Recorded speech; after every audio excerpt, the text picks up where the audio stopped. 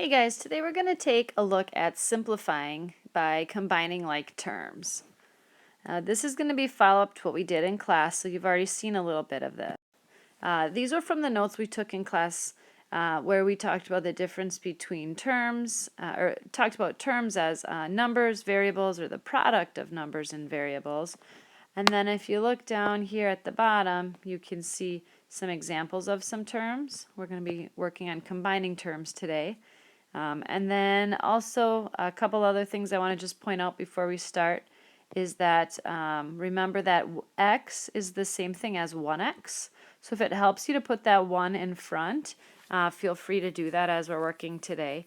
And another thing I want to point out is that like terms, remember that those are terms with the same variable raised to the same power. That's really important. So you can't have an x and an x squared. Those are not like terms. Okay, but if you had an x squared and an x squared, those are like terms. Okay, so that's just a quick review from yesterday. Today, what you guys are working on in class is the simplifying by combining like terms practice page. So we're going to go through just a couple examples together to get you started. Okay, we're going to jump around, so make sure that you're going to the right numbers on your worksheet, and you can do this along with me as we're doing it in the video. So it tells us number 2 says we've got a negative 3x plus 6 minus 4x minus 2. So what I like you guys to do is go ahead and find any like terms and kind of box them up. Include the signs in front.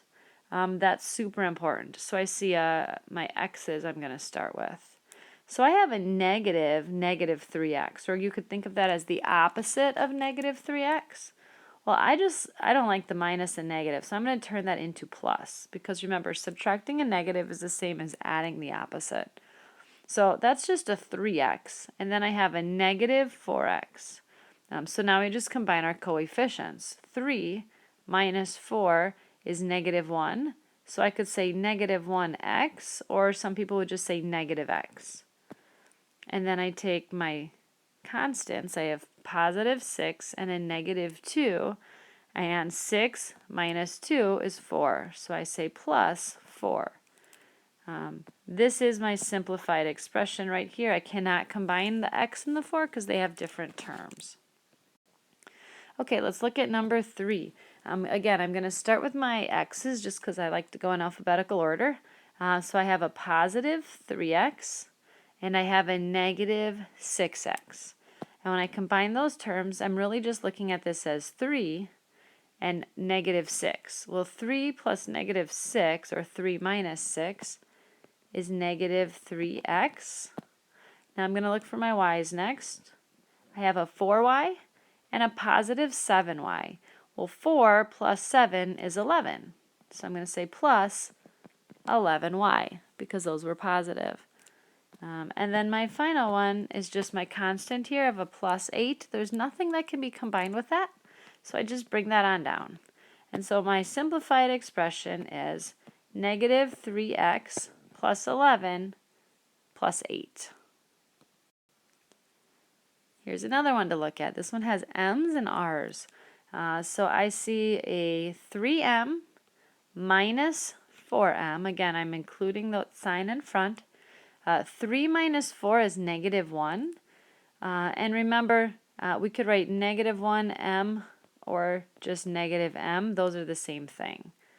Okay? So I'm going to not put my 1 in front. So I'll just do negative m. And then I have a plus 11r, or a positive 11r, minus r. And again, remember, minus r is like minus 1r. So I'm looking at this as 11 minus 1. Well, that's just 10r. And since it's positive, I say plus 10r. That's as simplified as we can make that expression. Jumping down to number 15. I picked this one to go through with you guys because this one has y squareds and y cubes, or y to the second power and y to the third power.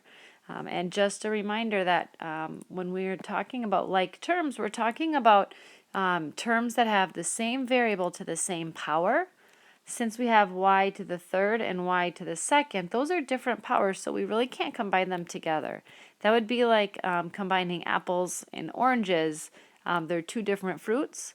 These are two different terms because they have two different variables with them. Okay, so I'm going to start with my y to the thirds. So I'll say 8y to the third plus 6y to the third, and I have 14y to the third. And then I have a plus 3y squared and a plus 7y squared. That's plus 10y squared. That's as far as I can take this, again, because that y to the third and y squared are different. It's y to a different power, so we've got to stop right there. The last one we're going to do together is number 17. And let's just take a look at this one. Let's start with, I don't know, I'll start with my k just because it's kind of in front here. I have 6k minus negative k. Notice I'm taking the sign in front, the operation in front, and the sign in front. Those are the only k's we have. So now I have 6 minus negative, and remember this is like a negative 1. Well, 6 minus negative 1 is 7. And again, if it helps you to turn that into adding the opposite, you can do that. 6 plus 1 is 7, and we have 7k. Let's go to our b's next. I have a plus 8b and a plus 2b. Well, 8 plus 2 is 10, so I just put plus 10b. And then the final term here is our constant, which is minus 3. And that is how we combine terms on that expression. So, couple reminders. It's super helpful to highlight or like draw a certain shape around terms that are the same, around like terms.